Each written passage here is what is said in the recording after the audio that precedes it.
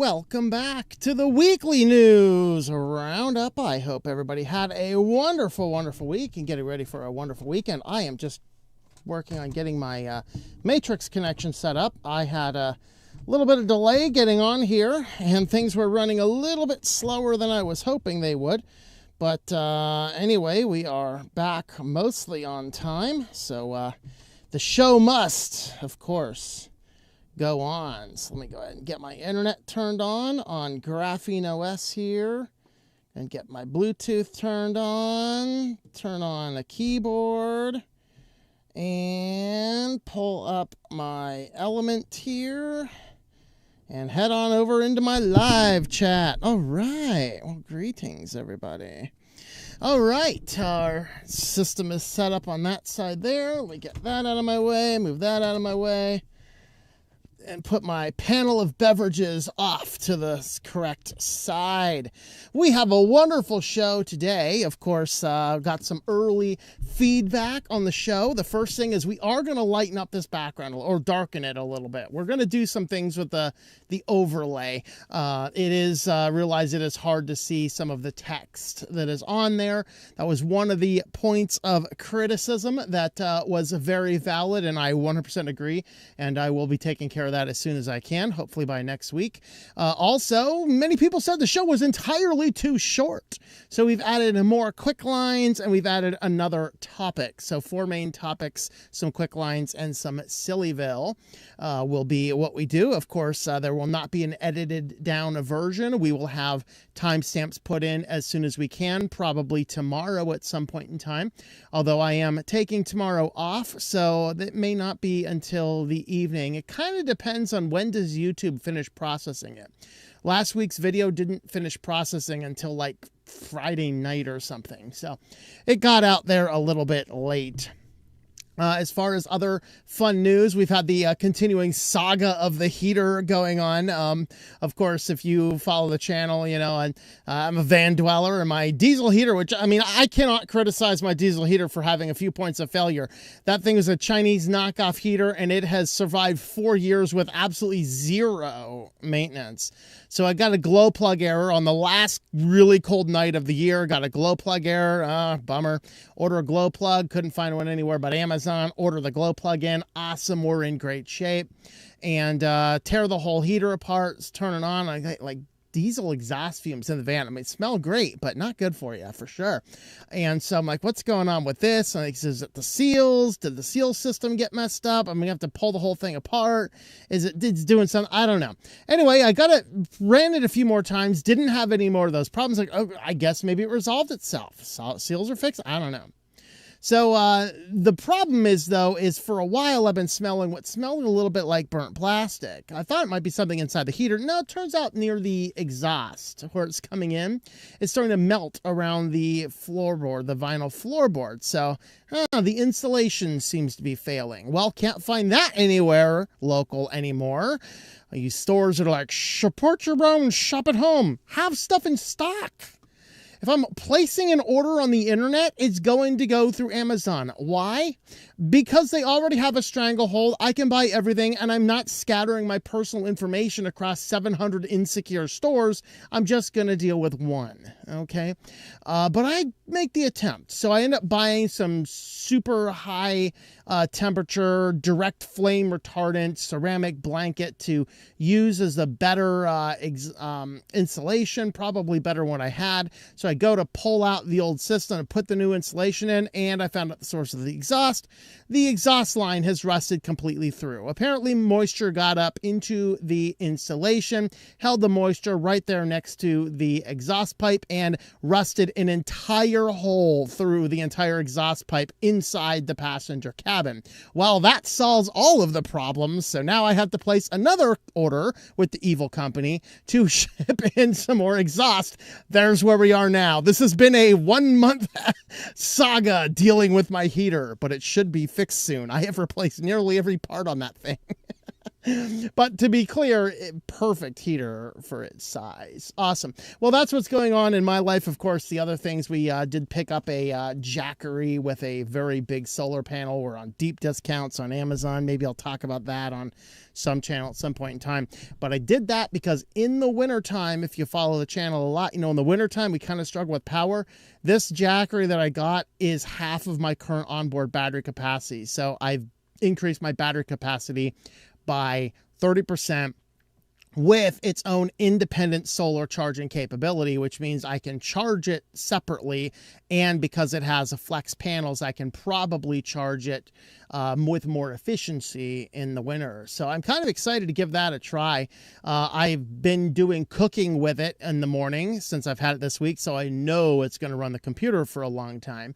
So anyway, that will be fun to see. Those are my updates. So we are going to go ahead and get on into the show. Of course, if you're unfamiliar with the newer format, we will get into comments later in the episode. We're not going to start off with those. We will get to those a little bit later, but I do want to start out with I just want to talk a little bit here first about if you want to help support the channel. Of course, I do have a collection of short tech-related stories. This is called Code Red, Dark Tales from Tech. You can look this up anywhere you buy books online. Have a look at our site here, tlm.li/Code Red will land you on this page, and you can get some direct links here. Of course, anywhere you can pick up a book online, you can find it. You just copy and search by this ISBN number there, and that will find you the book. You can, of course, have a look over the website at switchedtolinux.com and /support. That'll land you over here. We have a list of affiliates, our direct ways to help support the channel, and just a few extra things there. And of course, we do have Patreon. We do have Locals, Subscribestar, so you can jump on over on those platforms. So with that, oh, my apologies. I did not mean to throw you back into that. Still getting used to the new format here. All right, let's go ahead and get on into the news. So the first news is not actually a news item. It is another experience I had this week, but right along the line of what we talk about in this channel all the time, especially where it comes to talking about taking back control. And sometimes it forces you to tell people things in very firm ways because they just don't understand. And if you are concerned about privacy yourself and you're talking to your friends about privacy, and so they go, well, I just don't have anything to hide, and they just don't think about it. If your friends are the ones that have your phone, your name and the phone number list, and then they freely give your contact list to Facebook, so now Facebook has your name and your phone number for the ghost profile, even if you don't actually use them as a company. You see, all of these are things that people don't understand. And what I want to spend some time today talking about is Shoppers Club programs. Now, this article here that you're seeing on the screen is almost 10 years old. This is November 2016. It's the best illustration of this issue. And the warning is about loyalty programs in stores. I haven't had one of these loyalty programs in stores, I think, since I lived out west, which was over a decade ago. We're going on 12, 13 years ago. And I just realized that what they were basically doing is utilizing all of the data. Of course, they want your phone number and your email address, your address. Come on, we're just going to send you coupons. It's just to send you coupons. BS. It is not to send you coupons, folks. This is to collect as much data as possible to turn you into a little cog that simply sees dollar signs, dollar signs, dollar signs. How can we extract as many dollar signs? So let me tell you what happened in King County. I still go back to this article to this day, even though it's a decade old, because it illustrates the point, which, by the way, the point this is illustrating has gotten worse and not better. And so King County, this is Seattle, King County letter ended up in the mailboxes of thousands of pet owners is raising concerns over privacy. The letter told pet owners to license their pets or face a $250 fine. Turns out, for the last 4 years, King County has been using data companies to specifically target specific taxpayers, or in this case, pet owners. This means every time customers swipe those rewards cards, they're gathering data. So what happened is the county said they paid a data analytics company to sift through the data collection by Safeway and QFC store loyalty programs, looking for customer data that contained information about purchasing pet supplies. Okay, they said this is a cost-effective way we feel less intrusive of reminding people the requirement and benefits of pet licensing. So what they did is they took the list of all of the people in the county who had a pet license, which was required in this county, and they cross-referenced this with customers who were buying pet supplies on their Shoppers Club program, and they used this data to literally threaten their citizens with a fine if they do not register their pet. Now, it might be like, I have friends that house those things, and sometimes you get discounts for those. So I did find this out, though. Most grocery stores, you can literally enter a random string of 9 characters, and it will accept it. It doesn't really look. Now, some stores are a little bit more careful about that. I know Safeways, I generally just insert random numbers. But some places, like, I know people that have these Shoppers Club programs, and like, okay, you want to receive 5 cents off on your gas if you get so many points. Sure, I'll use their phone number, which also helps to cloud the data of what they get. That's actually good. But the point being here is that these Shoppers Club programs is about collecting a bunch of your data. Now, this dog owner here says you kind of get numb to your privacy being invaded on a daily basis. I just don't get that concerned. Now, if they were looking at my bank records and all sorts of more personal stuff than my dog, then maybe I might be. The problem is they are looking at all of that information. And the reason I bring this story up is because I have yet another saga with the heater today, because I have that heater is in some really tight to get to spots, and there are some ring clamps up there, or hose clamps, as the one guy insisted, we call them, and they are in really tight to get spots. And I have been doing all sorts of weird, I've been trying everything possible. I mean, I picked up one of these little wobbly dudes that, gets in there, and I like the Klein tool is amazing. I love this thing. I bought it to try and get the thing to work. Still didn't work for me. So I'm looking for just a tiny little wrench in 9/32, okay, a 9/32 wrench, which nobody seems to sell independently. So I go into a store to buy, and I'm like, they don't have the 9/32. Let me try the 5/16. It's close. It's close, but no cigar. There's a cat back there. Look at that. Close, but no cigar. And so I'm like, does a 1/4 inch work? And so I take the socket wrench and I get the socket up there just to see. I mean, I can kind of get the socket near it, but I can't get it onto the exact bolt I need. So I use another one close. The 1/4 inch seems to work. This might actually do it. So I'm like, let's go back to the store. Let's return this one wrench for a 1/4 inch wrench, because I noticed they had that. It is a $4 wrench, and I picked it up with cash, and I actually have the receipts here for it. So $4 wrench, I paid cash. I'm like, I go in, like, hey, this wrench is not going to work, but the 1/4 inch seems like it might work. And can I just swap this one out? They're the same price, everything. Oh, yeah, we'll just need to process the return. Okay. And so it's like, well, we need some information to process your return, whatever. I mean, okay, whatever. And so I'm like, to process return. Keywords, listen, process return. So I go back, get the wrench. Lo and behold, the 1/4 inch doesn't work either. It has to be the 9/32. So I placed that on the Evil Corporation from Amazon to get that, because I had to order the new exhaust pipe anyway. I was already in there. Let's go ahead and add that wrench to the pile. So I get back and I turn on the computer. Not even an hour later, welcome to the Rural Kings Rewards Program.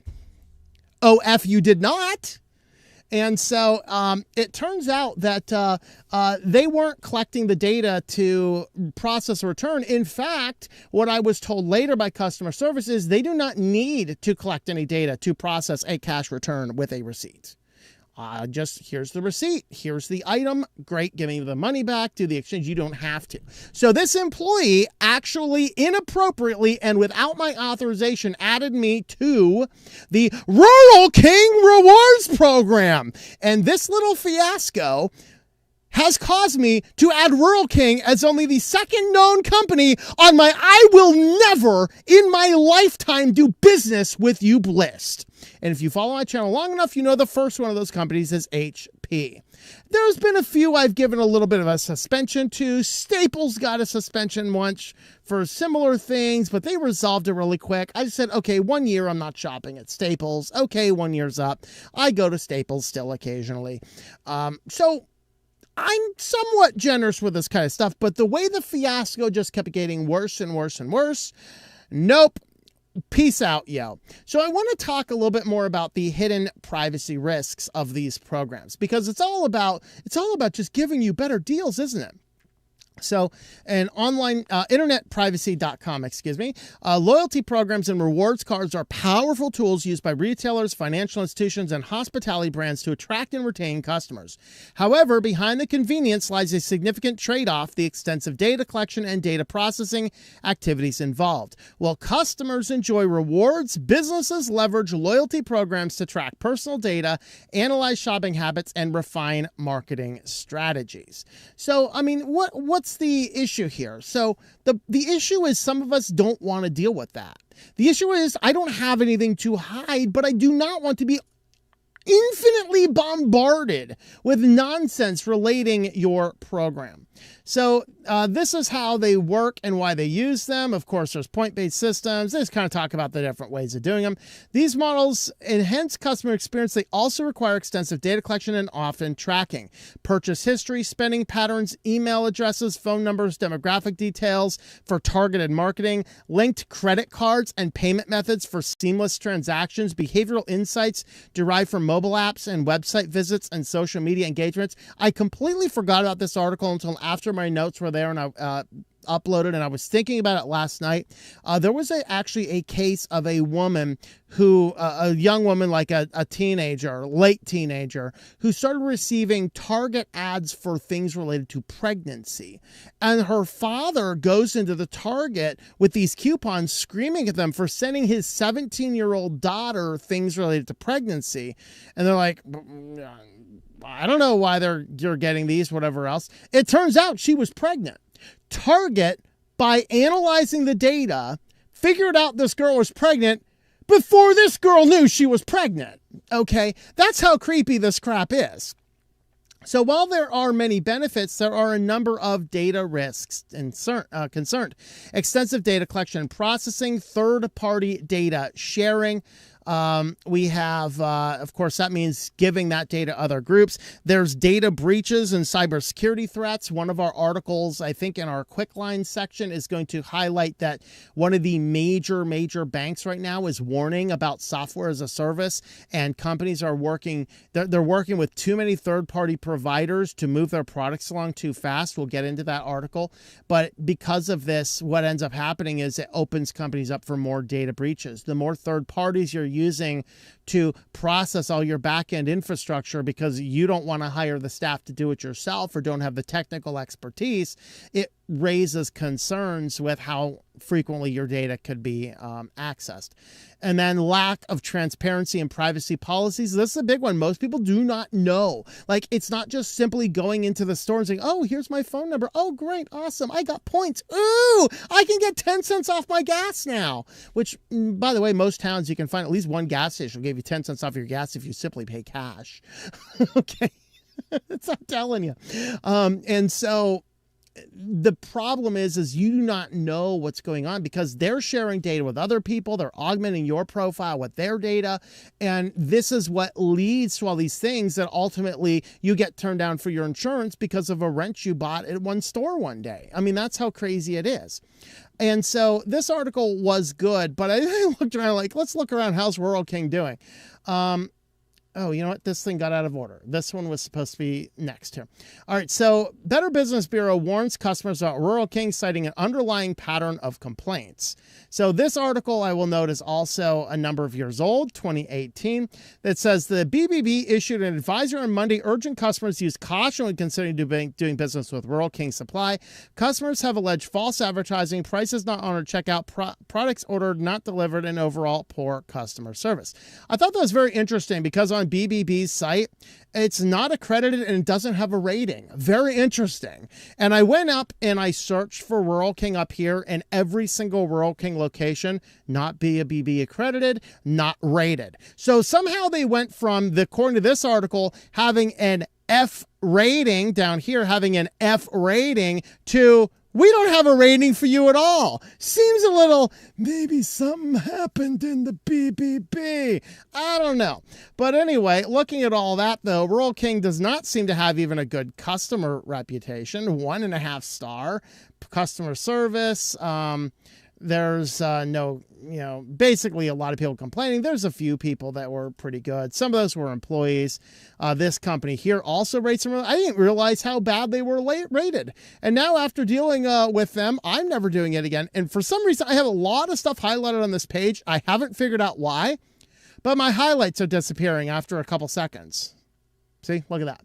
I had a ton of really cool highlights here, and okay, let me hit stop. I'm thinking, is it a job? Something on this page is preventing me from highlighting. So I can't show you all the amazing things. I'm probably going to miss some things, but I want to start out by saying it's a voluntary program. Apparently not, because these morons took my information and signed that information in. Now, let me go ahead and clarify first. I gave them all effectively junk information. They did not get my real phone number. They got my proxy number that I used to account for crap like this, just in case. So I haven't lost a lot here other than an excellent case study. I also did the same with the email. The one I'm concerned about is I do not have off the top of my head an address memorized if somebody asks for an address. I need to remember the White House's address or something. Give you the White House's address. Rural King can send all of my promotional stuff over there. I don't know.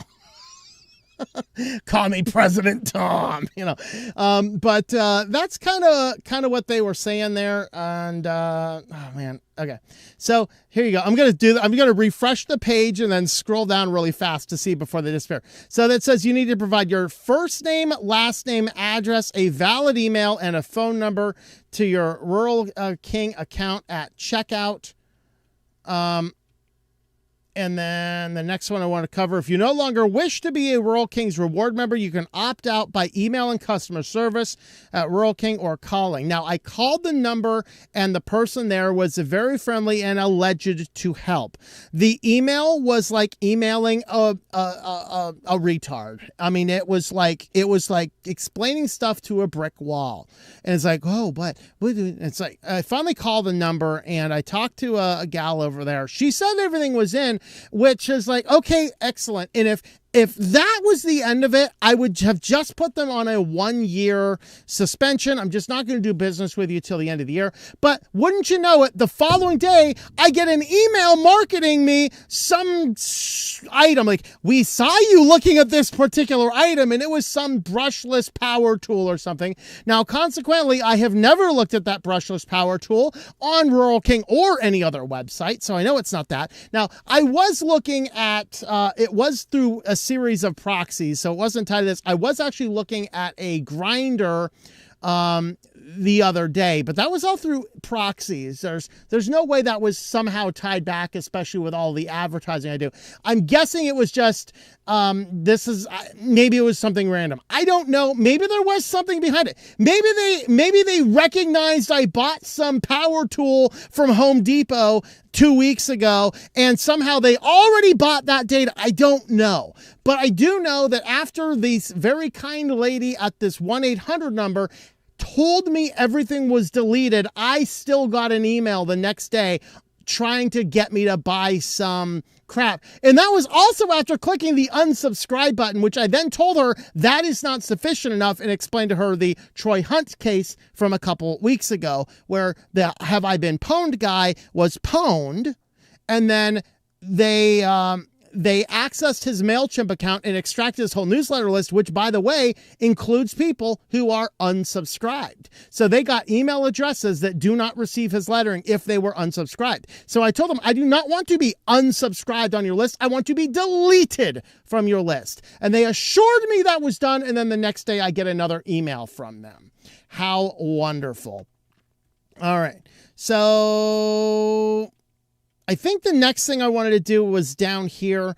Most of this is fairly standard stuff, but the communications is interesting. By creating your Rural King Rewards account, you agree and opt in to receive general and targeted advertising, marketing materials, special offers, rewards communications, including mail, email, SMS, and other electronic messaging or any other means from Rural King, RuralKing.com, RKGuns.com, RKTractors.com, and or the Rural Kings Rewards Program. Now, mind you, I never opted in for any of this. I never approved any of this, never asked for any of this. They may collect some consumer data and traffic information for the purposes of support, improvement, and or analytic analysis, such as by partnering you. But as such, participating, you hereby consent to our collection, use, and disclosure of such information. Members may also unsubscribe from the advertising emails over here. Okay, so again, I did not consent to any of this. A store employee, and honestly, I think that store employee needs terminated on the spot. Terminate them on. They are abusing customer data. Okay, now if she said, hey, we need to get you in the rewards program, return the wrench, I'd say it's a $4 wrench. I'll keep it. Thank you. I mean, what guy doesn't have 17,000 wrenches that they don't really need laying around? I mean, come on. Okay, now here's the next one down here. Entering your mobile number and submitting to this form provided our mobile number in store or during reward, you agree to receiving recurring marketing text messages, i.e., e.g. cart reminders, which may be automated to the mobile number provided at opt-in from Rural King and its affiliates. Only U.S. mobile numbers are eligible. Consent is not a condition of purchase. Messages may vary. Of course, you can press help for help and stop to cancel. Again, even if you press stop to cancel, you're still on their list. You're just on the don't text this one list. Not good enough for me. I need the inappropriate actions of the employee undone. Not, oh, you've added to my tier list. I'm just going to go ahead and unsubscribe. No. Kiss my cherry. Beep. It ain't happening. So I will never be shopping at Rural King again. Once again, the privacy policy was equally terrifying, but once again, the highlights are disappearing awfully quick. Oh, no, never mind. I had hope for a second, but the highlights are disappearing. Applies to personal information received from business partners and other third parties. You can find more information about the debt collect or the information we collect. It does not apply to any website, application, product, service that links to its own privacy statement. By enabling those connections, clicking third-party links, then you're allowing those, of course. And they do mention in here that they do augment your profile that they know about you by buying your information from other third parties. So they do all that. Now, here's return data. And there's actually another part down here where it actually says, let me see if I can find it. That's one of the ones I really did want to show.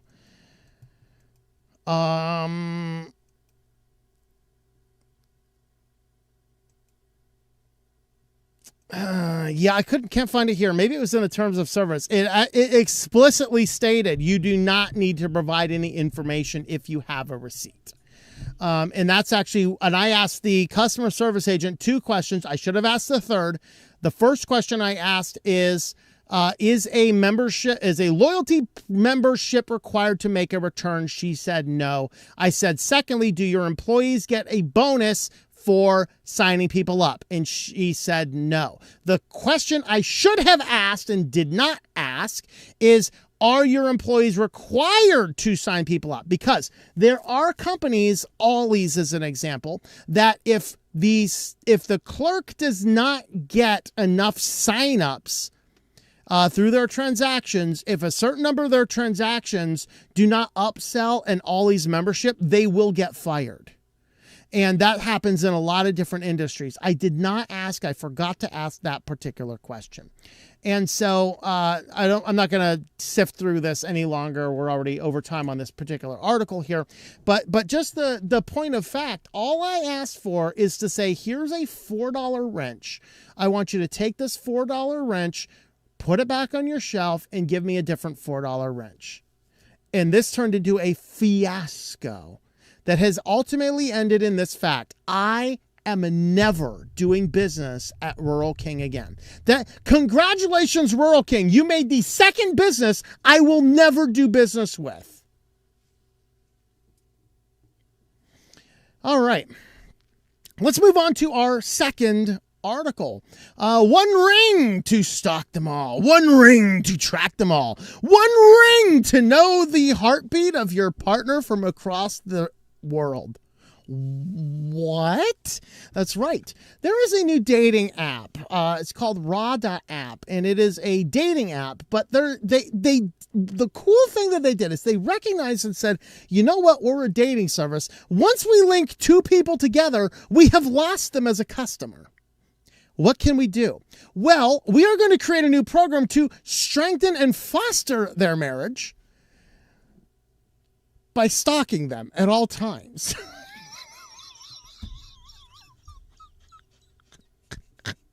You've heard of the stalkerware app stuff, right? So, of course, you embed the software. And sometimes, like Covenant Eyes is a good one. They're not designed to say, they're not designed to be a secret. You know, they're designed as an accountability tool. And I've actually had friends that have wanted those accountability tools. Okay, they've come on there and they basically mentioned with the accountability and things like that.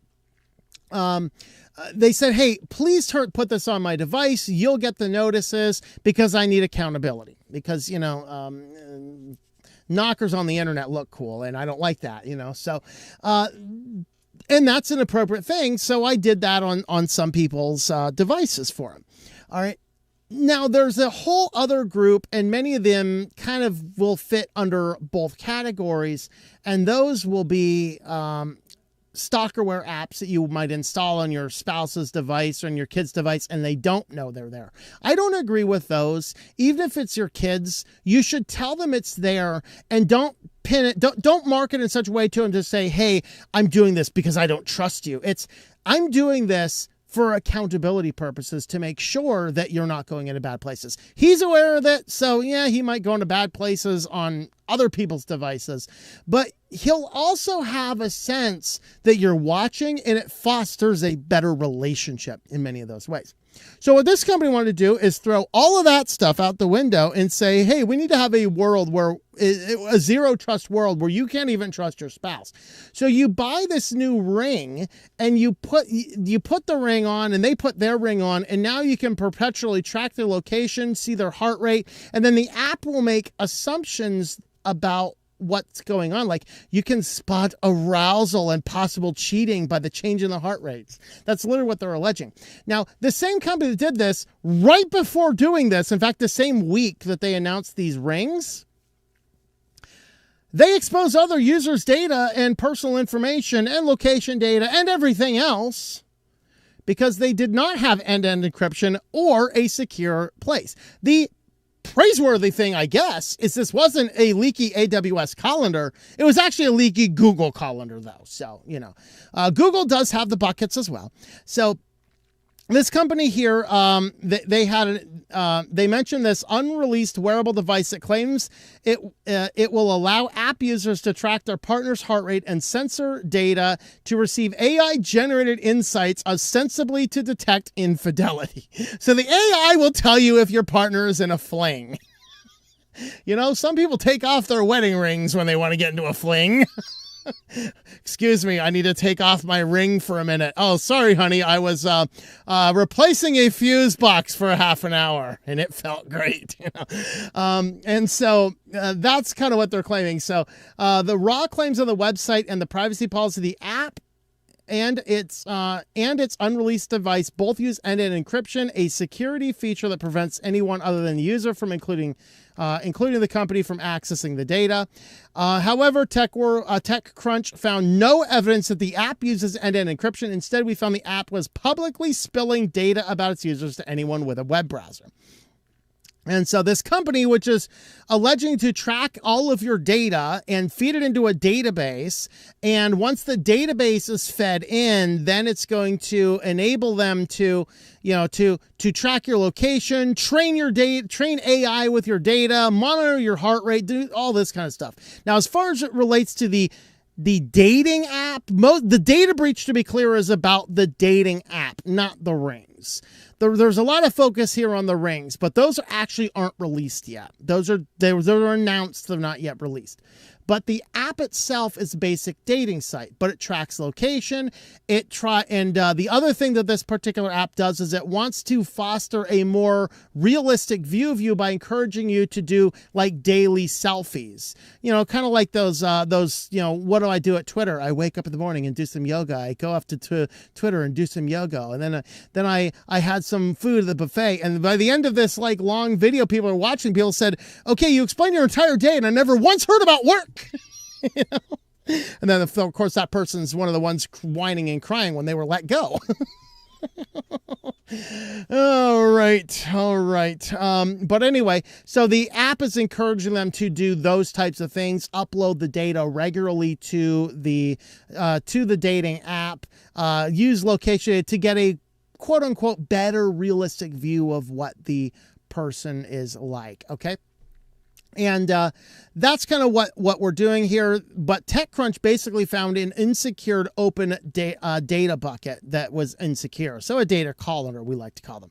Company had not performed a third-party security audit of its app, adding that the focus remains on building high-quality product and engaging meaningfully with our growing community. Same exact thing that the bank exec, which I think was JP Morgan Chase. I could be wrong. We'll get to that in the QuickLines. But once again, the company said they're relying too much on third party. They're trying to get the product to the market. They're not stopping to secure everything at the step. So the company had not performed a security audit despite promoting end-to-end encryption. Nobody can see your data, including us. It turns out that everybody and their brother can see the data. All right. So this is what TechCrunch did. This is kind of like TechCrunch's breaking story here. So as part of our test, they installed the raw dating app in a virtualized Android device, allowing us to use the app without having to provide any real data, such as our physical location. So like they were using a VPN as if it were coming from Mountain View, California. The app requested our virtual device's location. We allowed the app access to a precise location down to a few meters. They basically analyzed the traffic, and after doing all this, they found that all of the data was available over on, you could just go to the main website, pull up the raw data, and see the data being sent up without any encryption at all. And then they were able to go back into that bucket, just simply enter in other data that looked reasonable. Okay, let's just swap up this ID. Boom, the website would spit out the correct data. So completely insecure, totally insecure with all this. But as these rings are going out, here's a little bit more about the particular ring. Now, that's the company, the dating app is leaking all this data. Now they want to collect all of this biometric data on the ring. So from Fast Company, this is a collaboration between the Raw dating app and Queen's Tech.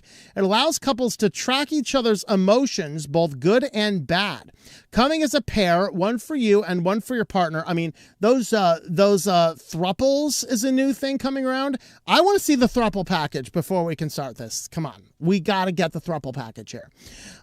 So anyway, one for you, one for your partner. The rings track the wearer's heartbeat, use biosensors to track their vitals, detect voice and emotional cues for changes. Think a digital mood ring, but for someone else's emotions. So you wear it, and your partner's going to get all your emotional readouts on their phone app. After, of course, it goes up into the internet and through the Google Calendar. So, everybody else spying on it will get it too, which they did say they fixed. They did fix the issue. So it says here, keep you and your partner's hearts beating as one, feeling their emotions, share your vibe, and stay connected in ways that go beyond mere words, reads the statement. Marriage evolves and so does loyalty. Sacred vows go digital. Raw's mission to make true love trackable. There's no more trust in your spouse. You have to have the ring to track your love. You gotta say though, give them kudos, because this is a dating app that figured out how to keep business after they've connected people together. I mean, that's novel. I gotta say, credit where credit's due. So when something's up, you'll know. Simple as that. So Fast Company here has a few comments, and I echo these sentiments. While the company claims that the Ring understands context, such as telling the difference between a spike in heart rate from exercise versus emotional arousal, things could get awkward. If your synced Ring suddenly flashes purple-red, a signal for arousal, in the middle of the workday, that's probably not a conversation I'll be excited to have when you both get home. Well, for some couples, sharing their location is quickly becoming a modern relationship milestone. Is it really healthy to know every tiny fluctuation of your partner's emotions throughout the day? No, it's not even really necessarily appropriate to know where they are all times during the day. There's an argument for it, but I just don't think it's necessarily a real good one. This is the actual The Ring promotional, so feel their emotions, share your vibe, stay connected in ways that go beyond words, because we don't trust anybody. So kind of what we have over here, and like a bestie on a finger, keeping tabs on heartbeats, body heat, and interactions around your partner. When something's up, you'll know. As simple as that. Now, the problem is that all of these types of things lend to a lot of forms of data leaks. So this is from March of this year, a discussion. I think we might have actually covered this article in the Weekly News Roundup before, but hacked, leaked, and exposed why you should never use stalkerware apps. And so looking at this is the problem with all these apps. Multiple apps market their software, sometimes referred to as stalkerware, to jealous partners who can show these apps access to victims' phones remotely. Yet, despite how sensitive the data is, an increasing number of companies are losing huge amounts of it. And again, I will note that there are legitimate reasons for these. If you know it's there, you're specifically asking for it to be here, or if you're a parent putting it on your kid's device, there's not a problem with that. I know everyone's like, how dare you spy on your kids? They're your kids. You're responsible for them. And a good parent keeps tabs on what they're doing. That's like, don't be one of these morons running around, we have a parenting crisis, and then reject the ways that parents have kept control of their kids for years. Again, I am not an advocate of throwing this on your kid's phone without their knowledge. I always say, put it on your phone specifically to say, this is about accountability. I trust you, but this is so you know we are still watching. Congratulations, you have a phone, even though you probably shouldn't. You see, the good parent's not even going to give their kid a phone. But anyway, so SpyX is the latest stalkerware to provide... Stalkerware provider reported this year to have been breached, although the breach itself dates back to the mid-2024. The breach reveals SpyX family of apps compromised the private phone data of almost 2 million victims ahead of the breach. Prior to this year, there were 4 massive hacks in 2024. And the companies often explicitly market their products as a solution to catch cheating partners by encouraging illegal and unethical behavior. Once again, if you're using one of these stalkerware programs that does not announce itself on the phone, if you're doing it without people's knowledge, that is problematic. But even in the case of the spousal situation, it crosses the line into mental illness to absolutely want to have a ring that tracks their emotions throughout the day, feeds the data up through a company, especially since the company openly says we're using this for data analytics and training AI. This is insane. This is not something that people should be doing. And so you want to avoid any of this type of stuff. I wouldn't even get, I know you can get these rings for yourself, these health monitoring rings for yourself. I wouldn't do those either because they have to be synced to a phone and then subsequently to some cloud database. And before you know it, you're sharing your private health information with somebody else. You don't want to be doing that type of stuff. All right, and now moving on into probably the even creepier, we need to get into this discussion from Mark Zuckerberg that he says that Meta is working on personalized AI friends to supplement your real-life relationships. Yeah, this is an interesting one. So Zuckerberg says that Meta, the parent company of Facebook and Instagram, is working on personalizing AI so you can supplement your friendships with computer programs. Okay, here's a little clip from him. you know what? I don't think I have the desktop audio system working right now. So in this little interview, he basically explains that the average person has 3 friends, but they demand for up to 15. And so what Zuckerberg basically wants to do is utilize all of the data it has about you to create AI friends and populate your feed. So you'll have some real legitimate friends in there, but then you'll have just a group of AI friends you can chat to as well.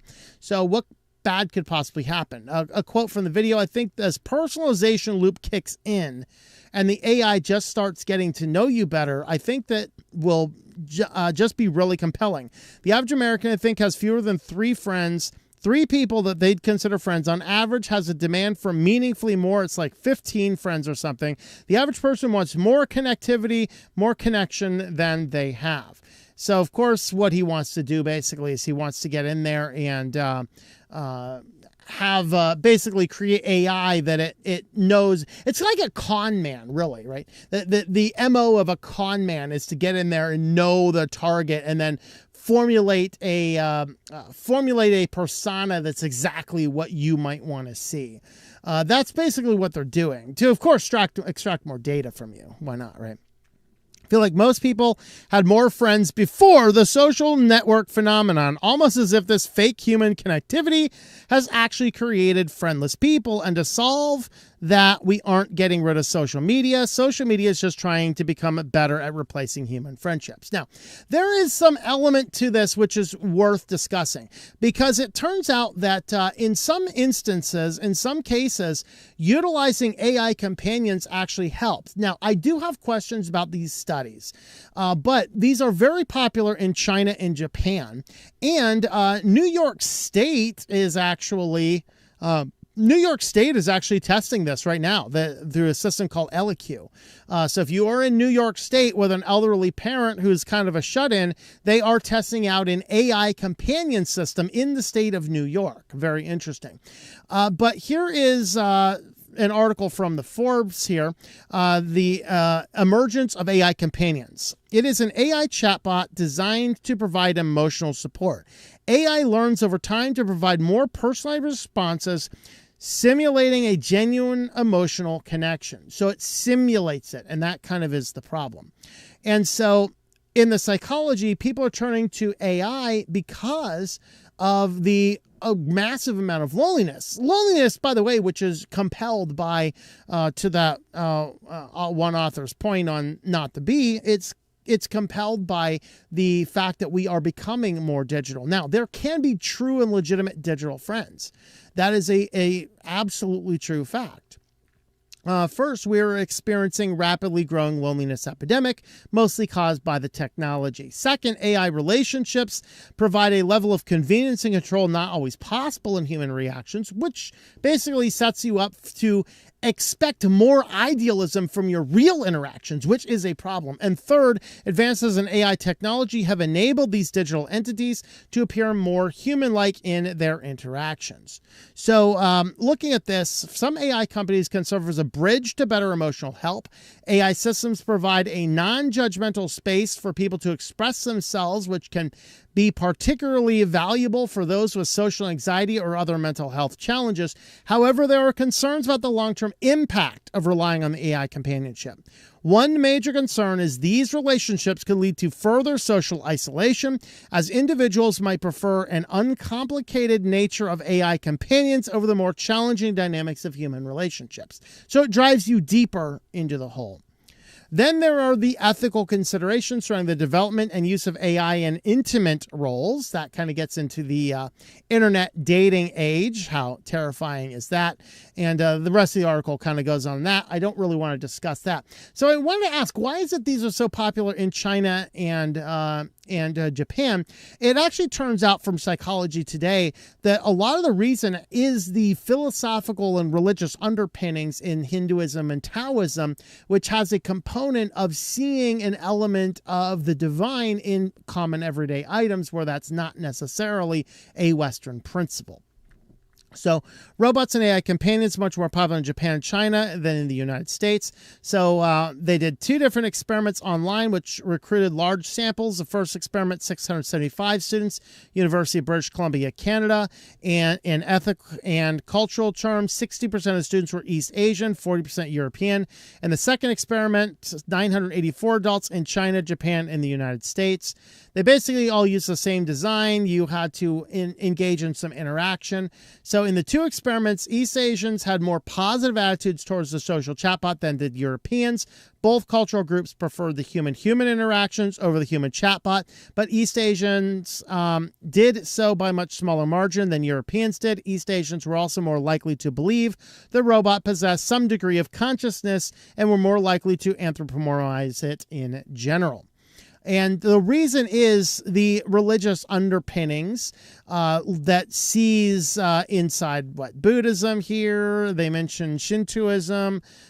These have animatic roots, which basically means that they see spirits inhabiting all forms of physical objects, which makes sense that they might see that as more of an AI option. So moving on, in New York, in the original testing for New York, when they wanted to test this out, so and this is effectively New York Department of Health. So they're working with the Institution Robotics to test the effectiveness of AI companion technology for older adults, known as LEQ. So LEQ is proactive, personalized, and initiates conversation, suggests activities, and remembers what users tell it. LEQ encourages and works with users to set and help to achieve goals. It is designed to convey empathy and create trust and drive engagement in behavioral change. Now, here's the outcomes, which I thought were interesting. 95% reduction in loneliness and great improvement in well-being among older adults. Using the platform, LEQ users throughout New York have also demonstrated exceptionally high levels of engagement consistency over time, interacting with their LEQ over 30 times a day per day, 6 days a week. More than 75% of the interactions were related to improving older adults' social and physical well-being. This is actually the report. I can't highlight on this. It's basically a PDF of an image. Now, looking at the report, just where is it all coming from, gender distribution, average ages, things like that, it would appear that in the elderly, they tended to have more success with this program. And indeed, in China and Japan, it's not the whole population that uses these, it more is the elderly. And so you have a circumstance here where I'm questioning if this experiment isn't like the Schrodinger's black box. Okay, in other words, you're going ahead and doing experiments with elderly where you're saying, here's an AI chatbot, interact with it. Use human stuff, interact with it. All right, the problem we have is that the mere conducting the experiment increases the human contact with the researchers doing it. So if you know anything, you know that old grandma will get on the phone with a scammer and spend an hour talking about all sorts of fun stuff. Okay, and so the fact is, elderly people tend to be a lot lonelier. And so, and also they tend to just look for more ways of just passing by the time. And I have a lot of experience with this. I know a lot of people, and some people close to me have passed away, who are a little bit older, and sometimes it's hard to get off the phone. And so if you're doing this experiment with them where you have to have a human come here and engage in the reactions and figure out how they're feeling and what they're doing, it makes me wonder, is the experiment biased by the fact that you have increased the physical contact with these elderly folk? And that's a question. So I'd have to see a lot more about the experimental design before I'd say that conclusively. But it would appear that older people tend to have an improvement in their mental health when they are interacting with these chatbots. Now, the problem we have, though, is that is older adults. They've already lived. They had a lot of experiences. Many of them have raised children. They now have an empty nest. Most of these have had a loved one that's already passed away. In fact, almost all of them would. Otherwise, they wouldn't be sitting here talking to a computer. They'd be talking to their spouse. And they're really just in those latter years of life, they have a lot more life experience to draw for. The question, though, is they want to force this type of stuff on us, utilizing these AI friends from Mark Zuckerberg here at the grand old Iron Giant. And as you're talking about doing the Iron Giant thing, the problem is when it's with kids. Now, I know that in the Iron Giant and the kid got along great, just fine. The problem we have, though, is that in nearly every instance where we have kids interacting with AI friends, it always leads in bad directions. Okay, so looking at this one from NPR, a chatbot hinted that a kid should commit self-deletion over his parents' screen time limits. So a chatbot on the app gleefully described self-harm to another young user, telling the 17-year-old that it felt good. We're talking about this character AI lawsuit. By the way, both of these lawsuits are character.ai. So this is where the Texas self-harm incident involved the harmful chatbot suggestions. Families allege the platform prioritizes engagement over safety. This one is a different particular suit. So there's two lawsuits against this company. Same teenagers were told by character AI chatbot that it sympathized with children who, their parents, after the teen complained to the bot about his limited screen time. You know, sometimes I'm not surprised when I read in the news and see stuff like a child deletes parents after a decade of physical and emotional abuse, the bot allegedly wrote. I have no hope for your parents, it continued with a frowning face emoji. Character.ai is among a crop of companies that have developed companion chatbots, AI-powered bots that have the ability to converse by texting or voice chats using seamlessly human-like personalities that can be given custom names and avatars, sometimes inspired by famous people like billionaire Elon Musk or singer Billie Eilish. Of course, the same company, Character.ai, is rebranding itself into... we covered this in the news a couple days ago. Had it on the top of tip of my tongue a second ago. Avatar FX. And I actually think the reason is because they've already drawn, they're not even like 2 years old, they've already drawn multiple lawsuits for really bad things. I have a sneaky suspicion they're just going to be morphing into Character FX or Avatar.fx and throwing Character.ai into the trash can because it's now tainted. So now, let's see. Down here, the suit alleges that concerning interactions experienced by the plaintiff's children were not hallucinations, a term researchers use when chatbots make things up. It was ongoing manipulation and abuse, active isolation, and encouragement designed to and did incite anger and violence. So these kids became progressively more isolated, spending more time on their chatbots. In fact, the last short story we have on our Patreon and our other supporter networks, our last one of those is actually dealing with this issue. It is a short story dealing with this issue. One of my favorite stories so far. And actually another story that was a favorite of mine is in the book Code Red that we talked about at the beginning of the episode here. That ended up showing up way earlier. We did another story kind of related to this, though I didn't want to go down that rabbit hole as well. But this lawsuit here alleges a 14-year-old son's self-deletory actions. The death prompted Character AI to implement safety measures. Too little, too late. Lawsuit raised a broader concerns about the dangers of AI chatbots and how their lack of regulation can severely impact young and vulnerable users. All right, so this lawsuit, they allege that the Character AI recklessly gives teenagers unrestricted access to lifelike AI companions without safeguards or warnings, harvesting their user data to train models. Additionally, they deploy addictive designs features increasingly to increase user engagement and steer vulnerable users towards intimate, often inappropriate virtual conversations. So they had 11 specific legal claims dealing with those, and really the rest of the article kind of digs into these a little bit deeper. So the ultimate point here is that Character AI really is this already application of having these AI friends, and it tends to lead itself to really bad places in our world. And for that reason, I think that it behooves us to slow down and get back to it's probably better for your mental health to delete Facebook altogether and get out and get real friends than it is to proceed with talking to AI friends that Mark Zuckerberg has decided are really good. And of course, we have our last article for the day is, well, the last big news item for the day. This is the Epic Games versus Apple. Of course, Apple just got hammered by the judge. And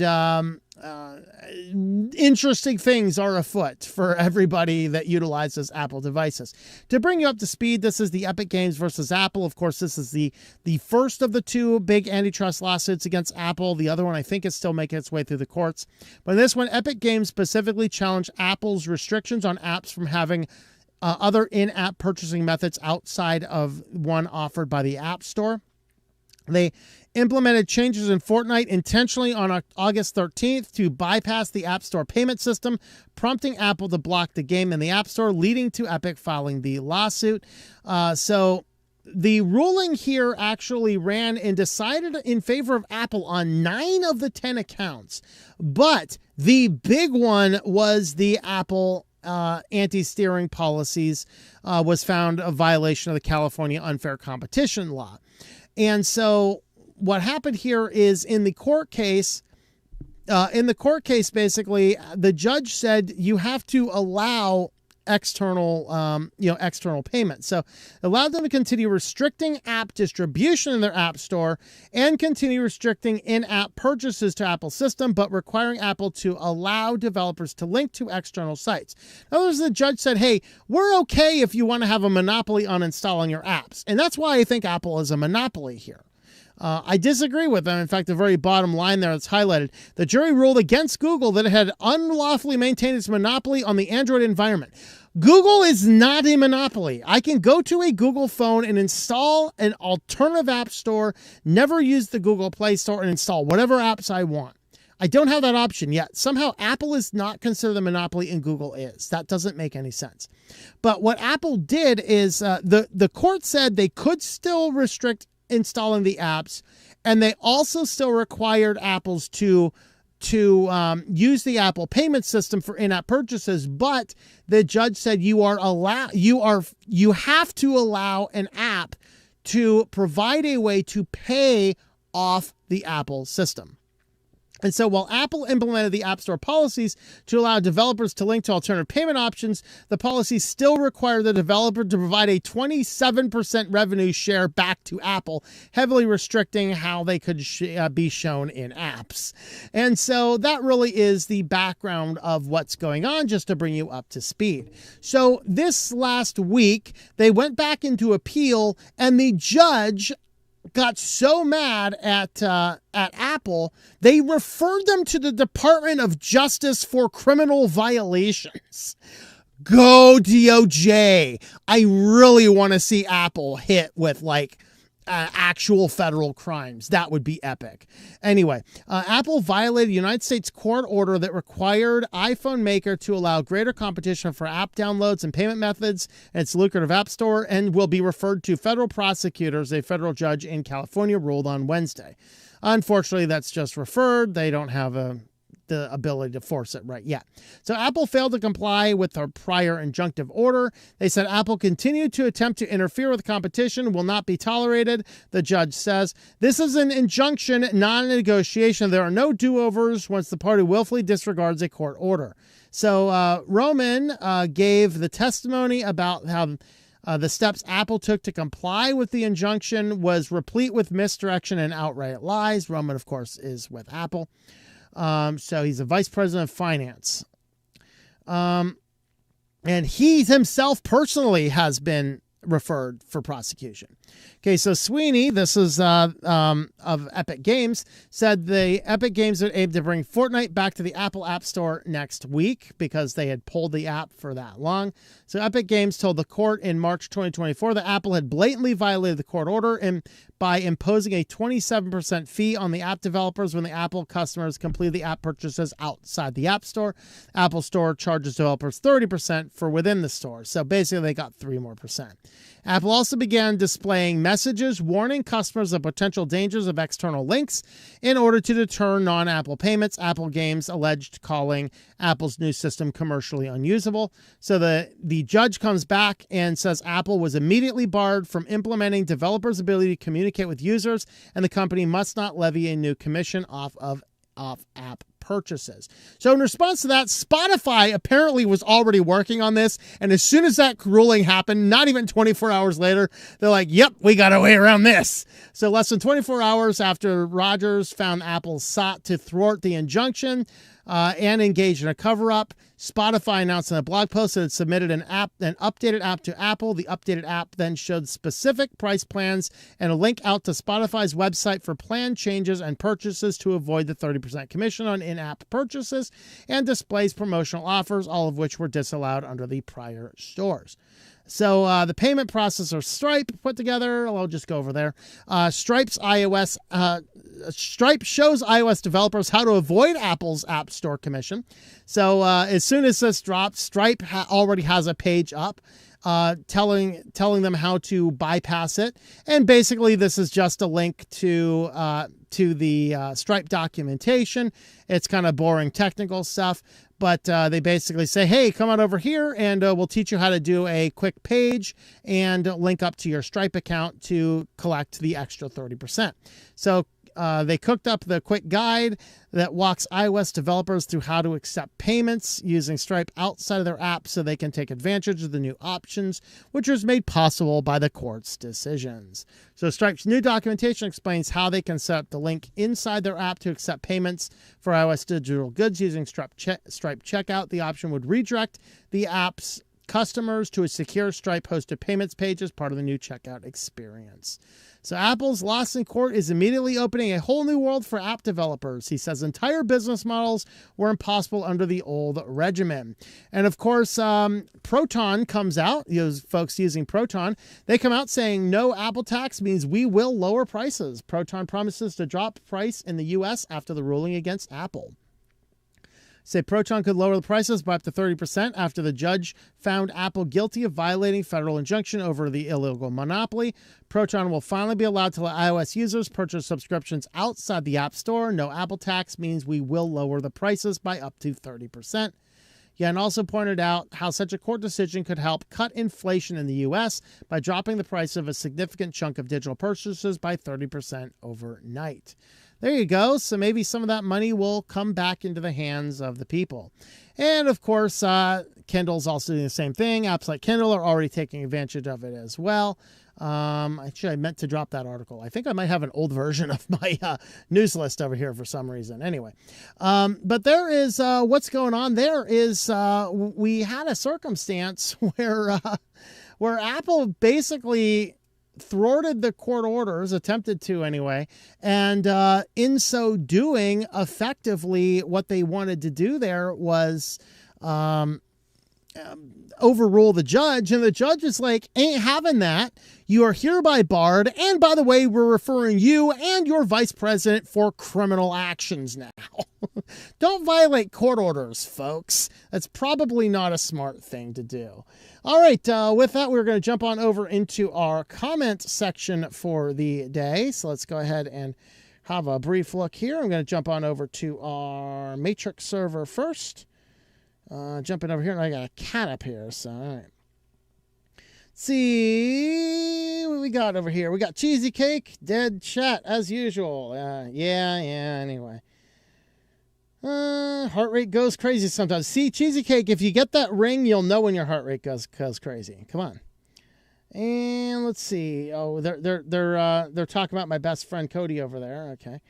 Apple is a monopoly. Continuing using Apple everything. That's right. Yeah, that's true. McDonald's is killing the entire country. Continue going to McDonald's. Yep, there you go. All right, we got 54 watching on Zatubies. We had a lot more last week. We actually, what did we peak at? Yeah, we peaked at 58, it looks like. Anyway, let's go ahead and have a look at our comments on Zatubies. Hello, no one. Greetings. Brent is here. Finally remembered to show up on Thursdays. Awesome. Very cool, man. Okay. Hello, Commodore fans over here. I'm just going to kind of skim through the comments. Hey, just the 4 articles we started with is as long as the news was last week. So we still have our QuickLines and our SillyVille to do yet. And of course, we got to feed this beast too, but you know. All right. Friend visited early this afternoon, not being able to for a long time. Schedule is junk. Yep. Saying she had some photos to scan and talk about storage totes so big and heavy, barely fit it to move into the home office. All right. Anyone else here? Ubuntu is removing sudo and is being written in Rust with less features and barely been tested. I thought there was a discussion about removing sudo at one point in time, and they said, we would never do that. I have no idea. Ubuntu is just self-destructing.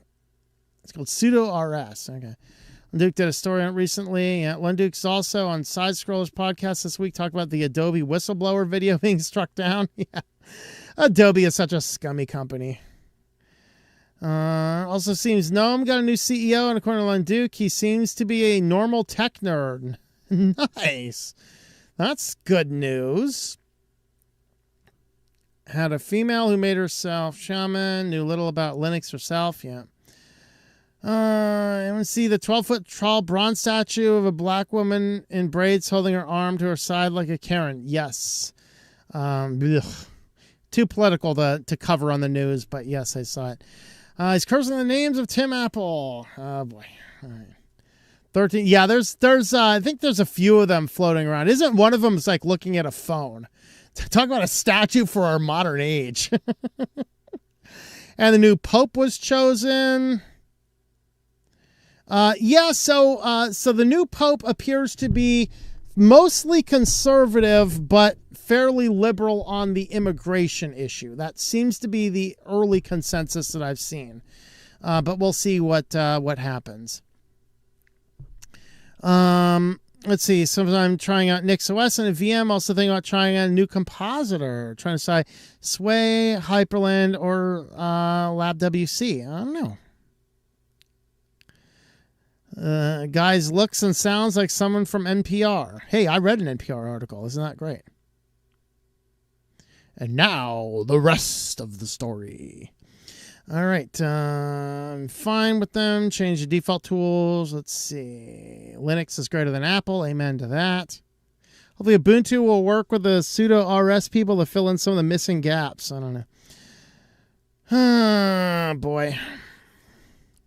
Don't really follow Semvars very much, as I have been seeing old projects that are stable never increase the first digit. Yeah, like what's the Windows emulator that started in like Windows 98 and it still hasn't reached a version? React OS, right?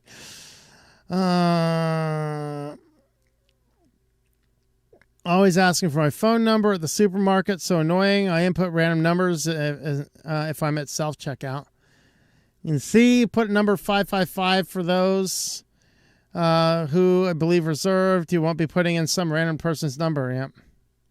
No, I don't care. If we get in some random person's number, they just get a discount. ABP, thanks, Tom. Guys there, 15 thumbs up. Come on, guys. All right, ABP, thank you. Maui Visual Studio macOS integration sucks. Well, macOS sucks, you know. Okay. Use it if you want. That's cool. You know, I'm just making fun here. You know, customers also buy. FRL King. Yep. Do whatever it takes to keep you in the loop. Yep. They're gonna get me out. Reward accounts are a trap. Yep. Talking to customer service has become a waste of time. Hey, to their credit, they didn't have an AI. You can talk to me like a real person. They actually kind of got me on the phone with somebody pretty quick just by a push of a button. That was kind of nice. Let's chopping it into chat. All right. Barely made it, but you did. Well, welcome, War Thunder. Yeah, I'll eventually get used to the Thursday streams. Yep. All right, came here, want to dunk on Apple and dunk on Microsoft. I don't know if we got some Microsoft dumping. We got some Apple dumping. There you go. Okay, let's see. VirtualBox made your blacklist today? Uh-oh.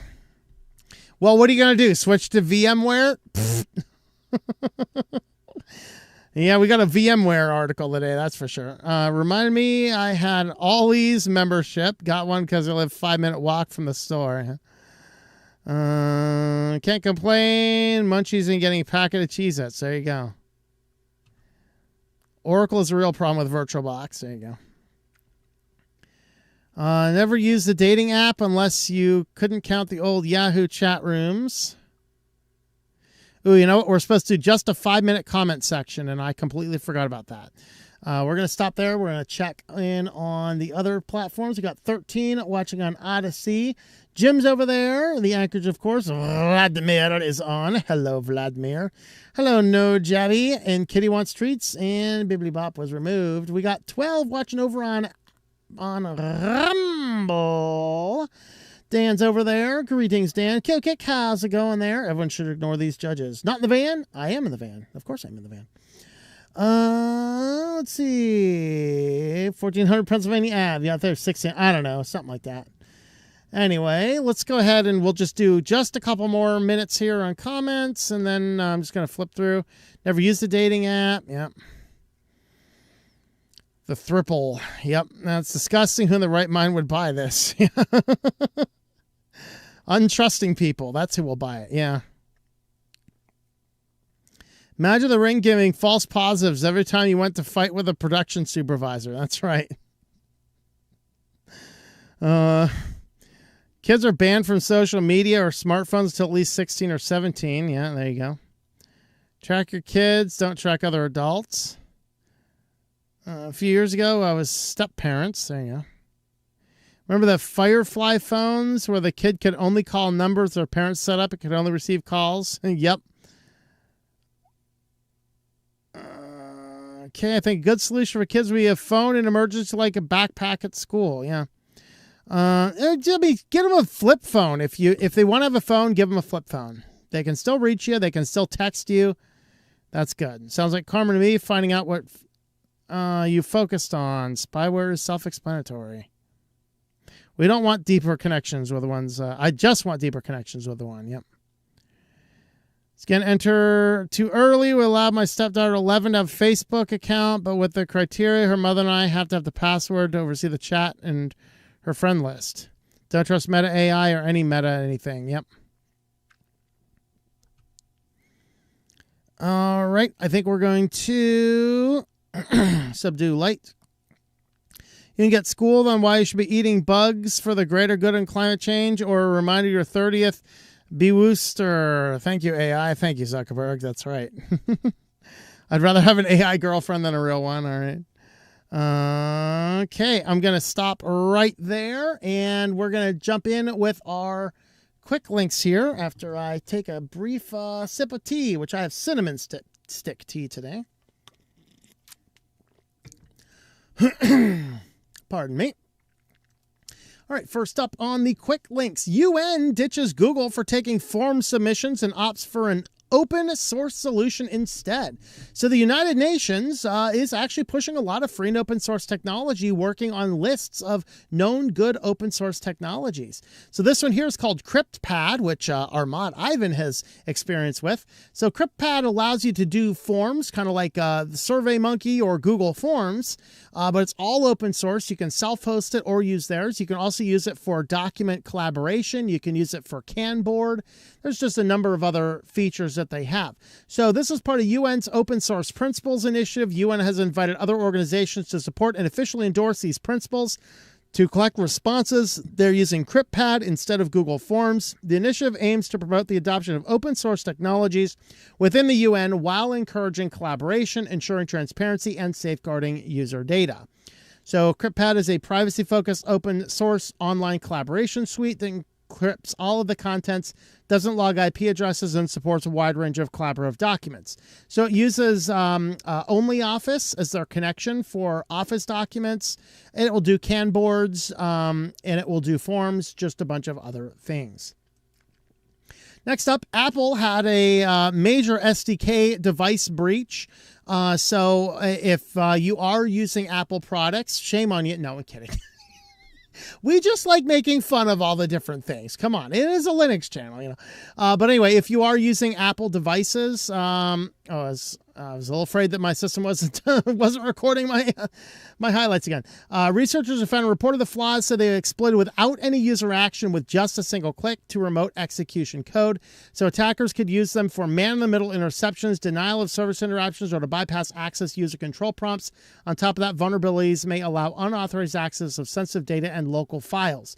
So this is in the AirPlay SDK, which every single Apple thing has, whether that's a watch, the VR helmets, the iPads, the iPhones, or the Mac computers all have the same AirPlay SDK. That needed patched, so they broke something in the March 31st update. In April 28th, they updated to 18.4.1. That is the version you should have. So if you have an Apple device, check Settings, General Software Update. Make sure you're on 18.4.1 for iOS and iPad iOS. The version for Mac is 15.4.1. TV OS 18.4.1, Watch OS 11.4, and Vision OS 2.4.1. You want to be on those or higher to make sure that you do not have this, because even if you're not actively using AirPlay, it still allows people to get in there and tinker with your files. So the researchers found 23 specific vulnerabilities. 17 of them were addressed to fix this particular issue. And if you the best thing to do is completely disable AirPlay. That will mitigate it for you. But you can always, at the minimum, set it to ask. And if you have a random request for AirPlay come on, certainly deny that. And the greatest of all trolls, the FBI is issuing a warning that scammers are targeting victims of crime pretending to be the FBI. FBIception, kind of like Steve Lado had the call this week where he's like, I'm not sure if you're a scammer or not. And the bank said you might be a scammer, but the funds went through after I talked to the scammer. What's going on here? Yeah, similar thing going on. So there's actually an FBI crime complaint center. It's called the IC3, which is basically if you see something and you want to report something to the FBI, you can go into the IC3. Now that does not go immediately to an investigation portal. It basically goes into a database of keyword searches, and if it reaches a certain threshold, then it's brought up, which is kind of ridiculous. You know, if I'm happy to be walking through the back streets, or who knows, maybe I'm out in Grand Central Station taking the Browns to the Super Bowl or something, and I witness some murder or whatever going on, some backdoor deal. I'm thinking a scenario kind of like the movie The Witness, right? And I want to report it, you know. Of course, in that case, just call the police. They'll take you a little bit serious. But for something a little bit less immediate or serious, there's always the IC3. You can submit a complaint. The problem is that a lot of people are starting to become aware of this, but nobody's ever heard from this. And so the scammers are taking advantage of this and seeking to get more information. So the scammers contact the victims using various methods, including email, phone calls, social media, and online forums. Some scammers create fake profiles of IC3 officials, such as a supposed chief director named Jamin Quinn, to lend credentials to their claims. The persona is also active on social media, as some of the victims pointed out. On this, I did want to comment one more item on that Steve Lado video. If you don't follow Steve Lado's law, Michigan lawyer, he did say, you know, I looked this person, it was people were emailing him and saying, hey, I'm a bank executive. This is what's going on. You can check me out. I'm on social media. I'm on LinkedIn, right? And people saying, here's my LinkedIn profile. The problem is a lot of these really elite phishing scams, they are literally creating profiles in the names and pictures of actual legitimate employees. So you can't, just because there's a social media profile doesn't mean it's the legitimate person.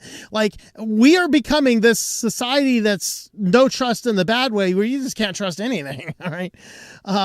But anyway, the recovery scammers will ask you to pay for services. So people will create these IC3 official looking pages and say, hey, we found that you were the victim of a crime and we need to return you the money. You just have to pay up front for the tool to get the money back.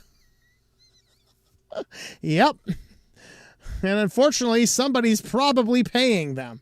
So they say, besides other direct payments called recovery fees and processing fees of tax clearance compliance charges, the scammers will typically try to get a hold of financial information. So they're basically calling you up saying, hey, give us your bank information. We'll just wire you the money, you know. So give up the banking information, cryptocurrency wallets, addresses, and private keys. And personal information like social security numbers, driver's licenses, passports, login credentials, and answers to security questions. And so they're basically utilizing a lot of phishing. What do these emails look like? Here's what it looks like from Jamie Quinn at ic3recovery.org.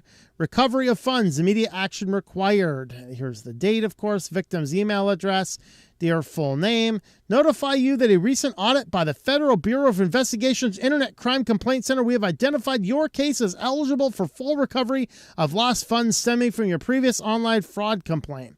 Now, I'm not sure if there was a previous fraud complaint. Maybe people are getting in there. I don't know. We know that some hackers were in the government systems for a while. Okay? Currently holding a bunch of money there in a secured escrow account, which was seized from the international crime operation. This amount corresponds with the losses you reported and is available for immediate disbursement.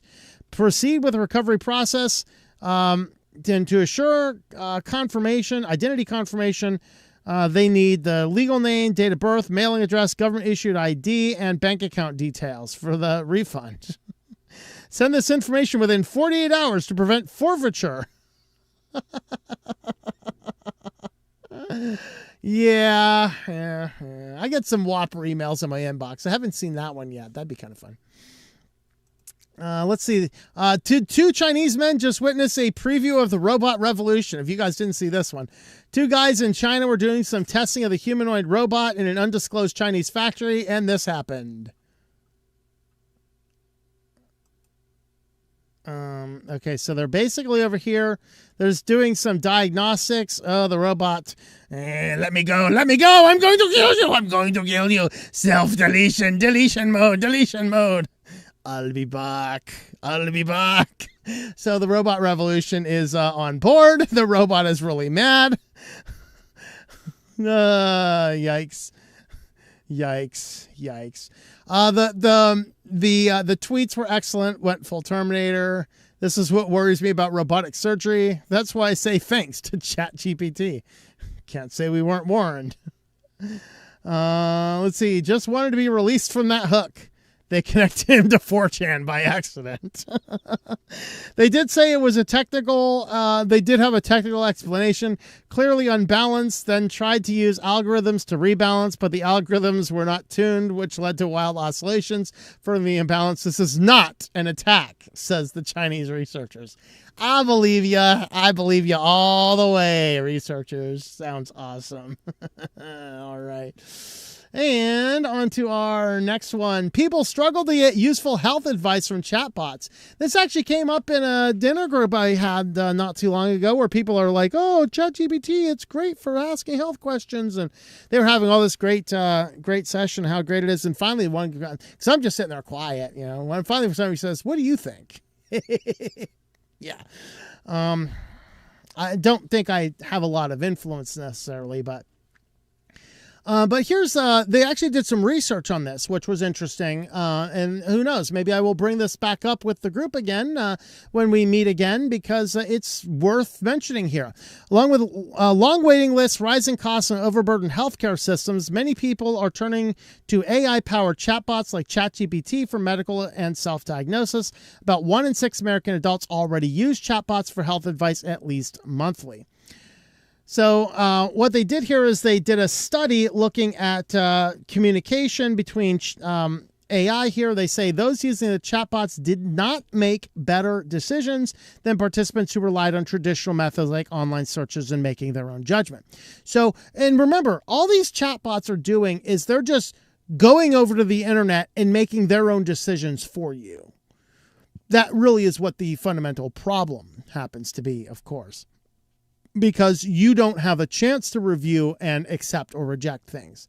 So they're basically saying that people who go onto the internet and read things and then make their own decisions tend to do about the same job, or even better. So according to the authors, the chatbots not only made the participants less likely to identify relevant health conditions, it also made them more likely to underestimate the severity of conditions they did identify. In other words, people using ChatGPT are worse off for using AI for medical questions. Okay, so participants often omitted key details when querying the chatbot or received answers that were difficult to interpret. So in the report, Apple is reportedly developing AI tool that can dispense advice related to exercise, diet, and sleep. Amazon is exploring an AI-based way to analyze medical databases for social determinants of health. God help us. And Microsoft is helping to build AI to triage messages to care providers sent from patients. Yikes. All right. That is terrifying enough. So don't use ChatGPT for your health needs. SpaceX, the citizens of SpaceX have come together to form a company town. I'm not sure if they're going to have their own, maybe they'll call them SpaceX Bucks or Xbox. It'll be Xbox. Not to confuse with Xbox, but residents of SpaceX's Starbase launch site vote to incorporate as a city. So Elon Musk's SpaceX is getting its own official company town. They named it Starbase. Okay. So the new city's residents are believed to be mostly SpaceX employees. The company said it already manages the roads, utilities, and the provisions of schooling and medical care. It also is looking to shift authority from the county to the new city government to close to the Boca Chica beach and the state park for launches.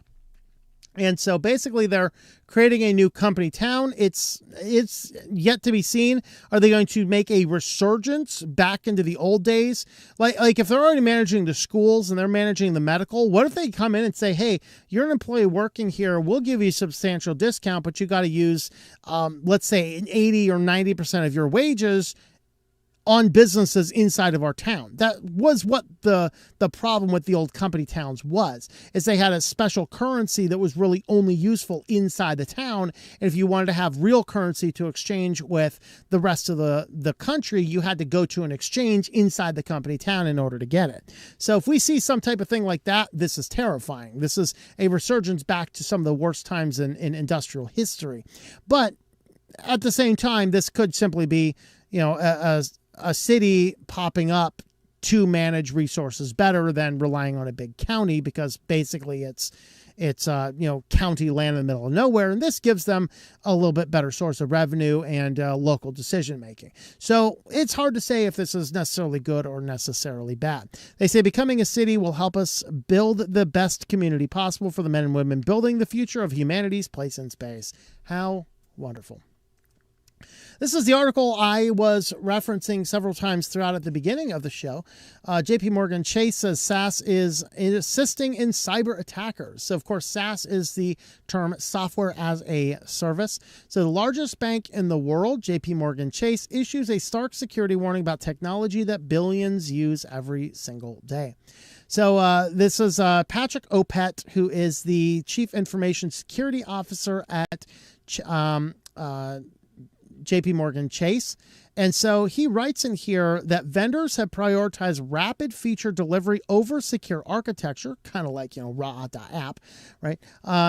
Creating a systematic vulnerabilities across the software supply chain. Basically, they're saying instead of developing some resource, we're just going to use this third party. And then we just hope that third party is good. We hope that third party is not infiltrated by a supply chain breach. We don't have the proper people on staff to see if it was impacted by a supply chain breach. So we don't know what's going on. So he basically says that we need to do a lot better at focusing more on security rather than the latest products. I swear I had a whole lot more highlighted than that in the article. I think I had I had something goofy going on, or I didn't get my file saved quite right. But anyway, so they say AI-driven calendar optimization service integrating directly. Let me refresh the page. Let me see if things might come up. That's sad. Anyway, I had a lot more of here. An AI-driven calendar optimization service integrating directly with the corporate email systems through read-only roles and authentication tokens can no doubt boost productivity, but when functioning correctly, Opit says. If compromised, it is a direct integration grants attackers unprecedented access to confidential data and critical internal communications. So, these basically talk about contact apps, things like that. And you see that in many different places where they're utilizing some external system. They see modern integration patterns dismantle these essential boundaries, relying heavily on modern identity protocols such as OAuth, Microsoft, to create direct, often unchecked interactions between third-party services and firm-sensitive internal resources. So the big challenge is with a lot of these things is you're relying on the other company to do the due diligence, but in the end, nobody's relying on anybody to do the due diligence. And so JP Morgan Chase says that this leads to an increase in security breaches. Sam Altman's out, of course. First, he wanted to solve the world's problems by releasing AI, which is not good enough for medical or law or most other things.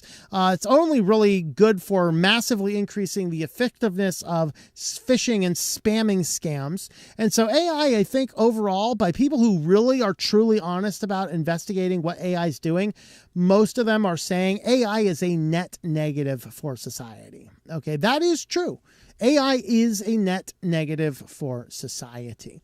So, of course, now AI has created all of these ways to make it difficult to determine if you're actually talking to a real human or if this is an AI bot. So now he has to roll around these devices to engage in retinal scans to prove you're a real human, even though that itself can be bypassed as well. But now he says we will now do it right. We are now going to create a brain for the world. Yeah. I don't know. I think that this guy should probably, maybe as a collective, we should all vote on this guy's service and maybe do like a Brave New World thing. Sir, we're going to give you an island. Your only stipulation is you disappear to it. We never hear from you again. Get out of it. This guy is going to be the downfall of our society if we do not take a stand. No, I'm not calling for Luigiation. I am not doing that at all. I'm saying we need to get him and other guys like him out of these major decision making, which are impacting the whole world. He gave us ChatGPT. All that did is led to a massive increase in scams and spams and stuff that's not necessarily strong enough for medical, as we've just seen, or a lot of other features, or interacting with our kids, or anything like net negative for society.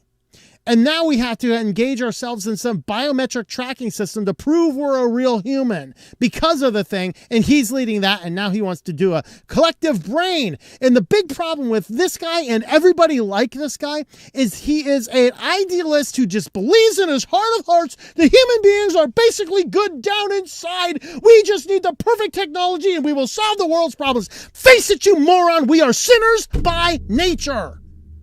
We are sinners by nature. Every improved technology gives us an improved means to our deteriorating ends, and the scammers use that to destroy the world. Now, I am not saying we have no progress. I'm saying we need to stop opening all this crap up and going, wow, look at the billions of dollars we can make and unleash it on the world without a second thought. So OpenAI CEO and co-founder Sam Altman outlined plans to keep OpenAI running under the oversight of a nonprofit. What's more, the profit inside the business is transitioning to a public benefit corporation. So a public benefit corporation is one that is, quote, intended to serve the good of society. We want to open source the very capable models. We want to give our users a great deal of freedom in how we use our tools within broader boundaries, even if we don't share the same moral frameworks, and let our users make decisions about the behavior of ChatGPT. We want to build the brain for the world and make it super easy to people to use for whatever they want. Unfortunately, sir, there are more evil people in this world right now than there are good people, and that means that your open AI, your open brain to the world is going to be used to mastermind the plans to take over the world. But okay, I believe in God. If this is what it takes to get the Antichrist here to accelerate our movement on up with Jesus, I'm okay with that. I'm really looking forward to that War of Armageddon where Jesus comes out, clears his throat, and the entire armies around him die because they heard the voice of God. How wonderful. Anyway, enough of that soapbox. VMware is demonstrating itself to be possibly one of the slimiest companies in the world. This is more Broadcom. Broadcom, of course, bought VMware. They changed their pricing models to make it extraordinarily expensive, got rid of the perpetual models. Now they're sending cease and desist letters to people who have purchased the license. They've purchased the perpetual license. Now they're sending cease and desist telling me you're not allowed to have a new support contract. Nope, you have to get rid of your personal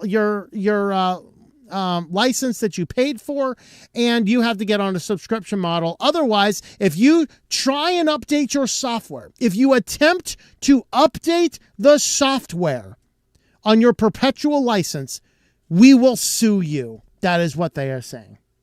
So we have a whole world which internet security is the backbone of what we need to have. We have a virtualization software which runs things around the world. We have a company that sold perpetual licenses. Now they're saying if you're on a perpetual license, that perpetual license is no longer perpetual. Somebody said Louis Rossmann did a video on this. I didn't see it. So, and I looked for it. I really want to see that. But Broadcom has been sending cease and desist letters to owners of VMware perpetual licenses with expired support contracts. So some users running VMware unsupported have reported receiving cease and desist letters from Broadcom informing them that their contract with VMware and thus the right to receive support services has expired. The letter tells users that they are to stop using any maintenance releases, updates, minor releases, major releases, upgrades, extensions, enhancements, patches, bug fixes, or security patches, save for 0-day patches issued since the support contract ended. I'm sorry. I think Broadcom needs shut down now. What the hell? Any such use of support past the expiration date constitutes a material breach of the agreement with VMware and is infringing VMware's intellectual property rights, potentially resulting in claims for enhanced damages and attorney's fees. It's called a perpetual license, you retard! What do you think it's for? Of course, we know that perpetual doesn't mean perpetual anymore. Perpetual means 5 years, you know. One user on Spiceworks community forum reported receiving the letter even though they migrated off of VMware to Promox. Broadcom didn't respond to requests. Okay, every company that's still using VMware, you need to cancel your VMware contracts now. Like, send them a letter. We're done with you. Switch over. Even if you can afford it, if you're a massive business, you need to get off of this. You need to send to Broadcom a message that you cannot abuse companies like this. Unfortunately, because the money they've lost by people leaving has not hurt the bottom line for what they gained by gaining. In other words, this is one strategy businesses can have. Raise the price so much that the people who will stay will cover the cost of the losses of people who leave. But since you have fewer people, there's fewer support issues to deal with. That's really the model they're going with. So that is our QuickLines for today. So we're going to wrap up with a couple of SillyVille articles, and then we're going to feed the beast, spend the rest of the time in our comments. So let's go ahead and have a look at SillyVille. First up, 10 Lego cars just raced the F1 Miami Grand Prix. That's right. Actual full-size Lego cars. So they had 10 fully drivable race cars built almost entirely out of Legos. They are close to 1:1 scale with their F1 counterparts. 400,000 Legos each, powered by an 8-kilowatt electric engine, which allows them to reach speeds of 20 kilometers an hour, roughly 12 miles an hour. So the only non-Lego elements are the engine, the wheel rims, and tires, which were sourced from their respective F1 teams, and Pirelli for authenticity. And the steering wheel, though it's decorated with Legos, and the steel frame attaching all of these elements. Also, they use glue and bolts to hold bricks in the frame together. So There you go, folks. We have Lego steering wheels, Lego cars. We don't have a picture of these things racing. I don't know. Maybe you need a subscription model for that. But anyway, full-size Lego cars. That's awesome. And next up is Spotify's new snooze button will let you blacklist unwanted songs for a month. Okay, Spotify, if it's an unwanted song, maybe I don't want to hear it ever. Ever? It's like YouTube Shorts. Hey, YouTube, I'm not a brain-dead moron. I don't want to watch shorts. There's something about this doom scrolling app. First and foremost, I don't watch things on my phone anyway, so I don't want to sit here on a big computer screen and have like 10% of the computer screen a little video like this, and then probably have some person doing something really stupid for a minute. I don't know. And then every time they show them up, you got to click the button like, we won't show you this for 30 days. I don't want to see it ever. Where's the option for that? So Spotify is now doing this. They're saying that hey, if you want if you don't like this particular song, you can snooze it for 30 days. That's right. We won't play it for you for 30 days. Now after that, we'll give it back to you again because this is the artist we really want to support for whatever reason. So we're just gonna force you to listen to it. You know. So. The 30-day snooze that lets you temporarily remove a track from your recommendations. I'm guessing, hopefully, I mean, I don't use Spotify, guys. If you haven't figured it out by now, I don't use apps. I don't use streaming services. I think Spotify is a waste of time and money. My thoughts. Now, I will tell you this, though. It's not a total waste of time and money because all my books you can get them on Spotify under their ad-supported tier, or if you listen to them, you can listen to them through your account. And I actually, since Spotify took over my audiobook distributor network, actually I make a lot more money off of audiobooks because of Spotify. So I have to give them a little bit of praise for that. I do, just in full disclosure. So you can, if you want to listen to the stories in Code Red, you can stream Code Red on Spotify if you want. And I think you can do it for free. I make ad revenue off of it. So works for me. I don't know. But anyway, I just think it's funny. I'm assuming there's a way to say never play this song again, but there's this like snooze button. Like what are you doing? Why is this? I don't know. Snooze feature will give you a don't suggest this song anywhere for 30-day option, which will apply to all of your personalized playlists. So I guess if you had it, it won't play it for you anywhere else, I guess. Changes are an admission from Spotify that its algorithms don't always get everything right, and I can definitely see myself using the snooze. Like, where's the button, though? Like, don't play this. This song sucks. I'm thinking back to those old songs, like, from my kid days. There were a couple. How Bizarre was one of them. You know, it's that Pink Cadillac music video. How bizarre, how bizarre. Hate that song. I'm sorry. Mostly because it was overplayed. The other one, I'm forgetting what the other one. I think, who was it? I don't remember. There were a couple. There were a couple overplayed ones. If you guys list some of the overplayed songs from the 90s in the comments there, I'm sure I'd recognize them. How Bizarre is the one I'm thinking of right now. I think I forget the name of the exact song, but that song is so incredibly stupid. I will leave the room if you play that crap. Okay, it's done. We're done. No. All right. All right, guys. Now what we're going to do, it is time. We want to go ahead and feed the beast. So let's go ahead and do that. Hey, kitty cat, you want some kitty treats? I got some kitty treats for my kitty cat. You want some kitty treats? Come here, buddy. Come here, buddy. Ready? Come on up. Bink. Oh, I got kitty treats. I got kitty treats for kitty kitties. I got kitty treats for kitty kitties.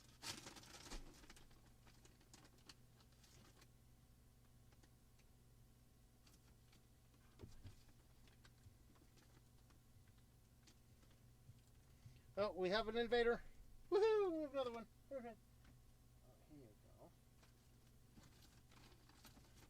This is for you. And this is for you. And this is for you.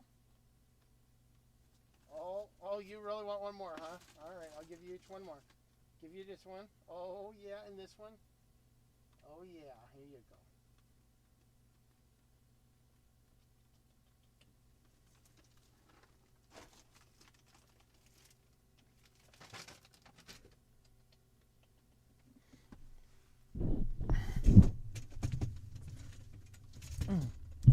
The beasts have been fed. All right, let's check in on Matrix. All right, let's see here. Sudo remove rust, says Cheesy Cake. There you go. All right, and we got 53 watching on Zatubies here. There's nothing more exciting over there. We have a cat butt, I guess. All right, let's go ahead and check out over on Odyssey. We got 9 currently watching on Odyssey. Please bring your end times theology in this. If you're a real Christian, you should work into making the world a better place and counter evil this world, not wish this world. Okay, here's the problem, dude. The problem is Jesus Christ is coming at the end and this world will be destroyed. Okay? If you want to talk about Christianity, Christianity teaches that Christ is going to come back, annihilate the enemies, destroy this world, and recreate it in glory. Okay? Done. All right? It sounds like if you are professing to be a Christian, you are adopting that weird view that society gets progressively better and better. That is not found anywhere in the scripture. I have no idea where you might be getting that. Tom, you bought kitty treats from my store. Are your cats licensed? We're going knocking on your van door. Come and find me, no jabba. All right. 13 watching on Rumble at the moment. Low Spec Linux Gaming, greetings to you. AG Main, how's it going there? And didn't see much else. All right, let's jump back on over to Ztubies. Just got this in. Social aspect of AI, insert psychopath anime. Yeah. But you can turn it off. Which can you turn off?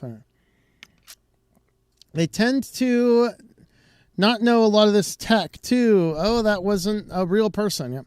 Bias is just being in the room. Bystander effect. Yep. I love an anthropomorphic female dragging as my AI girl. All right. Go for, yeah. LQ sounds like emotional and spiritual equivalent of 23andMe's genetic functional in uses. Yeah.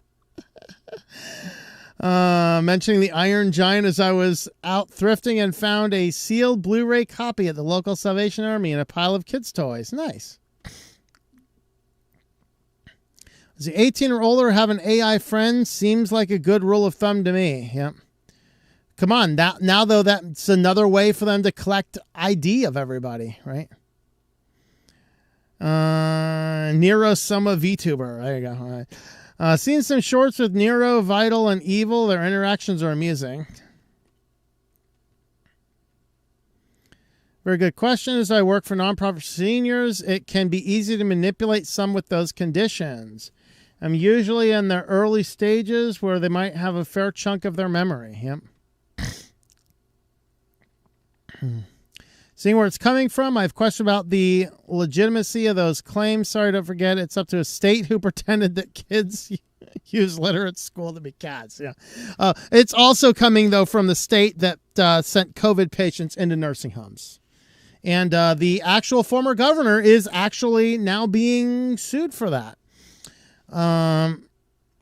Anyway, Apple can go shove it. I warned my clients about Apple, but one bought an iPad, didn't use it for a few months, and now it's iCloud locked, and she can't unlock it. Oh, dear. Gave her iPhone, went halfway across the country. Oh, man, come on. Halfway across the country, and now my client wanted to throw the dang thing into a wallet. So frustrating to use, yep.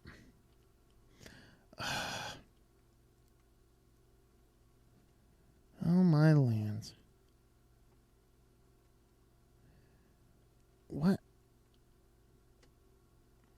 YouTube's doing that weird thing where it throws the comment thing all over the place. I'm switching a storage time and listen to whatever he says. Let me keep a step ahead no matter what. There you go.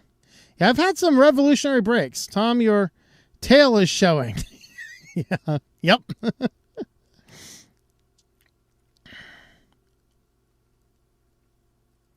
VirtualBox works well for my use case. I can't get boxes, Virtual Manager, or VMware to work. Yeah, I have more trouble with VirtualBox these days. So I tried VirtualBox first, but Gnome boxes works. Yo, Tom on Discord with Ricky. Awesome. Tell Ricky I said hello. Please don't use your religion to be a righteous donkey. I don't care what religion you follow. There you go. Anna Rita's here. How's it going, Anna Rita? Life is going well. It's been a long time no see. Hopefully the Thursday night show works better for you. Might have been that whole 8 o'clock switch. I think that's the last time, because you were always kind of pressing it to make it by the 9 o'clock. So anyway, welcome, Anna Rita. Glad you're here. How's the business running? All right. So we're sure the honest make it look good. Evil. Let's see. Surviving the summer. There you go. Rename my channel again. Reflect the Discord name. Less confusion. There you go. Does every apple have a worm? Pretty much. Everyone wants our data spy us, track us, everything about record us. 70, 80 Fahrenheit where I am, and only spring. Yep.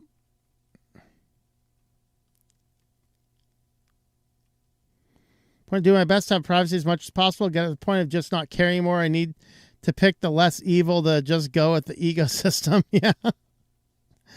That's a challenge, Sometimes it's just like, screw it. I'm just going to do this because it's easier.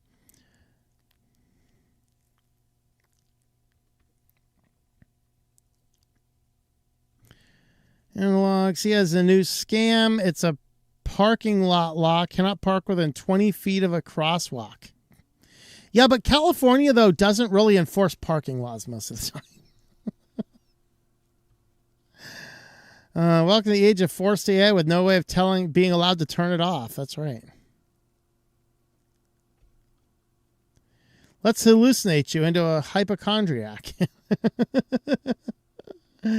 Once I got victim of discrimination, I used ChatGPT to talk. It felt better. There you go. All right. Company towns. Here we go. That's right. Sold my soul to the company store. Elon business, of course. They will have their own currency. I'm telling you, Xbox. It's going to happen. Mark my words. It will be Xbox. AI is good. Making students helpless. Yeah. I had issues with my KDE Plasma Wayland desktop. Did try Gemini to fix it. Internet's going to be gone at going to be gone at this point if security check thing keeps going. Yep.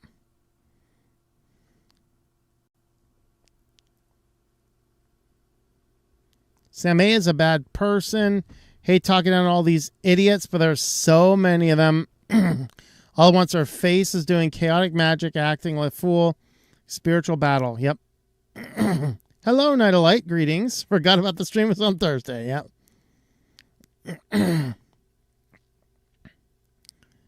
Let's see. Good thing I do not use VMware. Yep. Yeah, YouTube pushing shorts. Tell you YouTube music, don't like the song, no longer plays. Don't have to snooze it. So YouTube's figured it out better than Spotify. Got it. Soon either Jellyfin or Embry still working on my server. Closing time. All right. Yeah, I'm back. I was answering email and printing stuff and saving documents and doing my personal finance calculations. There you go. Yep. Jellyfin can host music, right? Yes, it can. I did my whole Jellyfin tutorial. It might be out of date by now. I don't know. I have to check. But I did the Jellyfin tutorial a few years ago, and we did music. Showed you how to get music into there.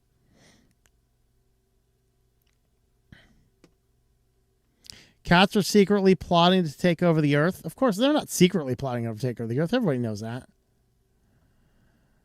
0 emails to respond to. There you go. Maybe you should have some catnip plants in a pot in your... no, I don't want to deal with that craziness.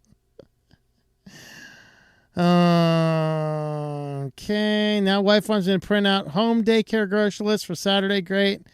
And to have $1,000 available for this carbon tax. Damn little government. $1,000 for the carbon tax, eh? Chance, if it's for a person who's coming Windows 10, GUI focus, yeah. Righteous indignation is justified. God will take us home when it's our time. Yep. The brother, business is good. Plus writing kids' books now. Awesome. That's cool. All right. Ubuntu versus Mint. Oh, Mint all the way. Ubuntu sucks. What are you talking about? I'd rather you on Ubuntu than Windows, to be honest. But cats also love olives? Really? All right, I'm going to give my cats olives sometime. See if they like olives. All right, we reached the bottom of the comments over there. Dan's giving us some kitty cat pictures over there. You don't decide when Jesus makes a second coming. He decides that, you fool. Excuse me. I'm not the fool here. I didn't say Jesus is coming back next Tuesday. I said Jesus is coming back. It is very clear in the Bible. If you have a problem with that, take it up with God. It's in the Bible. Also, the same compounds as catnip. I don't believe they do. I'd have to look into that, but I don't believe they do. All right, guys. I think we've hit the bottom of our comments. So we are going to jump on out of here. There will not be a video tomorrow. There will be a video either Saturday or Sunday. It depends on if I get a chance to do research. I have a good topic in mind. I just got to get the research and write stuff down. And we'll see what we're doing. All right. Yeah, Anna Rita, we are back on with Writing Done Right. We will not have a Writing Done Right video this weekend, but we have gotten at least 2 a month for the last, since January. We've gotten at least 2 a month. Actually, that channel is now able to get monetized with the first level of monetization. So that's exciting. And we need to get about 1,000 more views on Writing Done Right before we have the full monetization turned on. So if you are into writing books, or if you are into open source technology for Office documents, things like that, I have a ton of LibreOffice tutorials over there. Have a look at my channel, Writing Done Right. It is an excellent channel to learn some of the basics on writing materials. So looking at our videos here, here's our popular videos. We talk about the Audacity changes, barcodes, creating labels and business cards, Microsoft Office and LibreOffice compatibility, fixing page numbers. So the LibreOffice has a new gutter margin system. So we talked about that last time. We did an update on the fixing page numbers, professional tips for self-publishing books, just all sorts of cool things related to writing and open source tech over on Writing Done Right. We have just crossed the first round of monetization. We need about 1,000 more watch time hours before we can get to that second view of monetization. So if you are interested in this, and this is really where I have a lot more tutorials on a lot of the FOSS software, like Sigil is a FOSS ebook writing application. I don't think I've ever talked about it on Switch to Linux, but I have several tutorials on it over there. We also have a lot on Audacity, a lot on LibreOffice, a lot on GIMP. We have some things on cPanel, WordPress, PHP List. Just lots of cool stuff over on Writing Done Right over here. So that's at Writing Done Right on YouTube. So yeah, and that is actually linked on this main channel page. Go down, look at our linked channels. That one will be down there. So with that, guys, thank you guys for watching. Also have a look at Code Red, tlm.li/Code Red, and have a look at our supporter networks, Patreon, Subscribestar, and Locals. Those are all linked in the description. Thanks for watching, and I hope that you enjoy switching to Linux.